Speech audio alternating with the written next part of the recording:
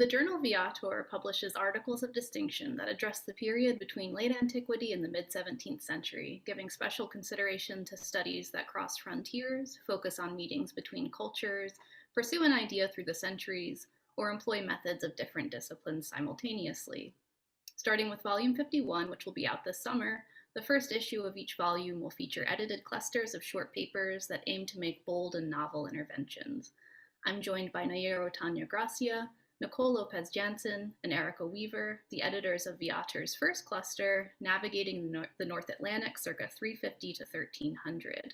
Thank you all for joining me, and my first question to you is, why did you propose this cluster? Well, I'll start. Erica wrote and invited me with a proposal to do a cluster that was trying to deal with the changes in the field and what we were seeing happening. And in some ways, I kind of did a counter proposal to Erica and said, how about we do how about we do a cluster that is imagining the future more than grappling with the existential crisis that we're having now. Let's do a cluster that imagines a future, and let's bring Nicole LOPEZ-JANTZEN because she's going to provide a different perspective than the one we can. And Erica said, let's do it. And she was completely willing to run with us, and it was great. But yeah, so exactly like Nahir saying, I was really, really excited to be working with both Nahir and Nicole, and especially to be thinking across literature and history and across late antiquity and the Middle Ages.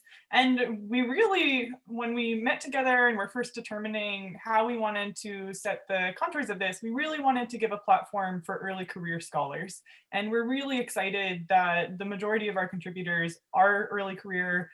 We have several graduate students publishing their very first articles, and we're really, really happy to be giving a home not only to that work in Viator, but also really a platform that highlights it and that gives a response by one of the most senior leading scholars in global medieval studies, Aphrodisia McCannon, which I think we had a conversation early on, we were saying is a treatment that we usually reserve for very senior scholars.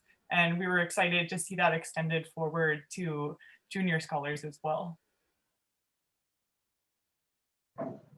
Yeah, I would just add that Nahir had approached me about this, and I'm a Mediterraneanist and a historian, and so it is definitely a very different perspective.